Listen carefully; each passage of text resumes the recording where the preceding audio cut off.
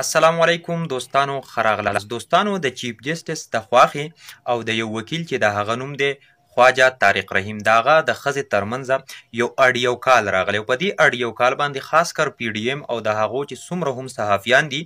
نو یو واویلا یې پې شوره کړې ده چې یره جي دا خو بس داسې راغی چې دا سپریم کورټ نه دی ساس کورټ دی او پلان کې وډینګرې نو هغو ته به یو مضبوط جواب ورکوو انشاءالله العزیز په دې کې ځکه چې حقیقت به وایو حقیقت ویل هم پکار دي نو په دغه اډیو کال باندې به تفصیلي خبره کوو او یو زبردست ریپلی به هم ورکوو په دغې باندې هغو ته او دویم دا چې پاکستان واقعي چې کوم دی نو د امریکې نه یریږي او تر اوسه پورې چې کشمیر آزاد نه شو نو آیا په دې کې د عمران خان لاس دی او که نه د قمر جاوید باجوا لاس دی په دې خبره باندې به ډسکشن کوو او دریم خبر خو هم دغه دی چې پاکستان تحریک انصاف به هم د نن نه خپل کمپین شروع کوي ښه مضبوط یعنې د دې نه ظاهریږي چې هم په 14 مۍ باندې چې کوم دی نو دغه د الیکشن خبره کلیر کټ ده ځکه چې کمپین د هغو باقاعده هم نن چې کوم دی نو سټارټیږي دوستانو د ټولو نه اول راځو دغه اډیو کال ته چې اډیو کال خو تاسو بلدلی د مختلف خلکو لیک شوي دي د وزیر اعظمانو تر دې پورې د ډېرو غټو غټو عهدیدارانو چې کوم دی نو اډیو کالز لیک شوي دي اوس د چیف جسټس اډیو کال ولې لیک شو د دې په شا باندې څه وجه ده نو ښکاره او کلیر کټ وجه هم دا ده چې تاسو ته پته ده چیف جسټس چې کوم دی نو انډر پریشر کړی په ده باندې ډېر غټ پریشر و چې چونکې ته دغه خپله فیصله تبدیل کو دا الیکشن چې کوم دی نو دا لیټ کو دا 14 اکتوبر ته چیف جسټس په دې باندې مکمل اړم شوی چې نه د بالکل هم دغه فیصله وي د قانون او آیین چې څه وایي نو اوس پی ډي ایم او د پی ډي ایم سره چې کوم نور طاقتور خلک دي نو هغو دا کال لیکو چې راشه اوس به موږ په دې باندې بحث مباحثه شروع کړو نو کیدای شي په دې طریقې سره چې کوم دی نو الیکشن وروسته شي خو دا طریقه بالکل څه جواز نه لري چې الیکشن وروسته کړي ځکه چې تاسو ته پته ده د چیف جسټس پاکستان د خاندان نیم خلک د پاکستان تحریک انصاف سره به موږ وایو چې تعلق دی او نیم خلک چې کوم دی نو هغه د پی ډي ایم سره تعلق دی او بیا به د ټولو نه اهم پوینټ دې ته راشو چې کله قاسم سوري رولینګ کوو د هغې خلاف چې کوم دی عمر عطا بندیال او د ججانو چې کوم دی نو څه وکړله فیصله وکړله د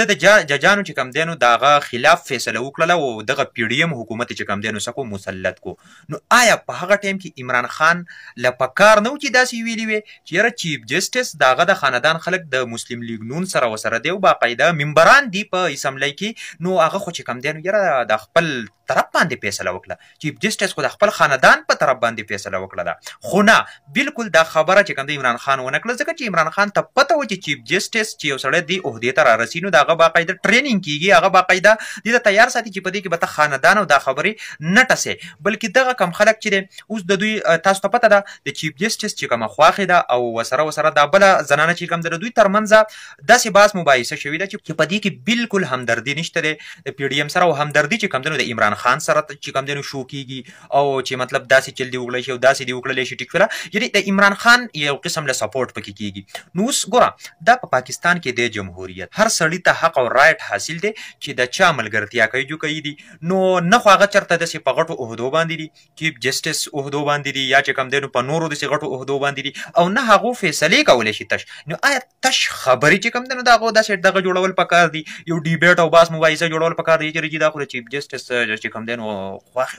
پلاني او داسې خبرې وکړلې نو هغو خو بالکل بس هغه خپله رایه دغه کړې او دا رایه ته هم قایمولی شي زه هم قایمولی شم او بل سړی هم قایمولی شي چې په پاکستان کې چې کوم دی نو جمهوریت دی جمهوریت ویلی کېږي دې ته نو لہذا په دې خبرو باندې به نه کنفیوز کېږئ نه په دې خبرو باندې آیین بدلیږي نه قانون بدلیږي ځکه چې چیف جسټس په هغه وخت کې هم فیصله کړې وه په هغه وخت کې چا دا ونه ویله چې د چیف جسټس خاندان چې کوم دی نو بالکل وګټله یا د چیف جسټس د خپل خاندان پورې فیصله وکړه نو بالکل د دې خبرو د دې سره هیڅ قسم څه تعلق نشته دی نو لہذا اوس په دې کې صرف خلک انګیج کوي چې یاره دا خو اډیو کال لیک شو دا اډیو کال څوک لیک کوي نو لہذا هغه تاسو ته پته ده چې د دې د لیک کولو کوشش مخکې ول نه کېدو ټیک فعلا خو اوس چونکې تاسو ته پته ده په عمر عطا بندیال باندې د چا زور د چا لاس نه رسي نو اوس هغه ته مختلف قسم خبرې هغه ته رامخکې کوي او مختلف قسم بلیک میلینګ کېږي نور الزامات هم کېدای شي په ده باندې ولګي او هغه په دې کې چې کوم دی نو را کنټرول کی. کشمیر تر اوسه پورې نه ازادېږي نو باقاعده عمران ریاض خان په خپل ویلایت کې د دې تصدیق کړی، بار بار ویلي چې د باجوه سره زما دوه میټینګونه شوي دي.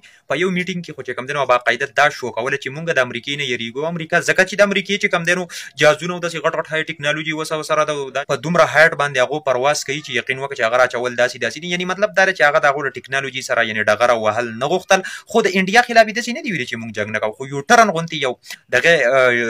سوچ ورکړی چې مطلب دا دی که چېرې مونږ تجارت او بزنس شروع کړو نو مونږ به داسې شو چې ښه به شو دغه به شو. یعنی مطلب جوړ نه دی هغه ته د کشمیر سره چې کوم دی نو لکه ځکه چې مونږ خو تاسو ته پته ده د خلکو خو دا تاثر دی چې د پاکستان فوج به اوس کله ځي او هلته کې کشمیر به اخلي او بلکې سورسز وایي چې باقاعده اوس په کار و چې په سرینګر کې د پاکستان فوج ځکه هغه ځایي خلک مونږ ته انتظار کوي چې وایي د پاکستان آرمي به کله راځي او همیشه تاسو ته پته ده د پاکستان سره د محبت د هغو چې کوم دی نو دغه ویډیوز راځي. خو به هر حال اوس تر اوسه پورې چې کشمیر نه ازادېږي نو عمران ریاض خان دا دعوه کړې ده چې په دې کې بالکل د قمر جاوید باجوال است او دغه اسټابلیشمنت او دغه چې کوم دی نو په هغه ټایم کې چې کوم سوچ او فکر نو هغه بالکل چې کوم دی نو کشمیر اغستل نه او عمران خان نه باقاعده تپوسونه شو. عمران خان ویل چې بالکل یار زما لکه دا سوچ کېدی نه شي چې د کشمیر باقاعده هغو ته ورولکم یا د کشمیر سودا وکم. یعنی په هغه ټایم کې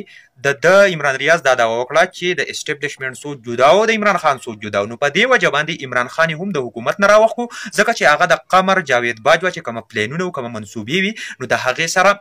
شا په شا نتلو. په دې وجه سره چې کوم دی نو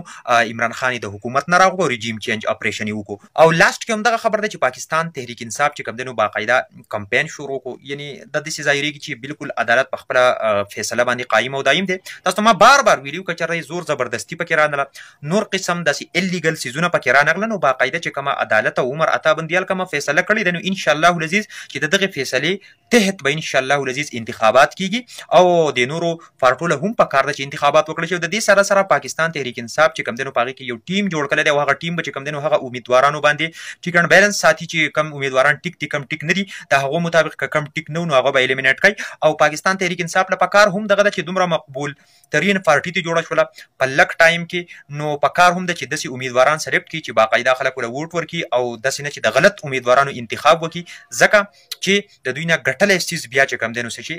تللی شي او هغو چې کوم دی نو ګټلي انتخابات چې کوم دی نو بایللی شي. ملګرو تاسو څه وایي؟ تاسو راسره هم خپله رایه شریکه کوئ خو ویډیو در سره ضرور مخکې شریکوئ په اخر کې خپل شریک بله اجازه وکړئ.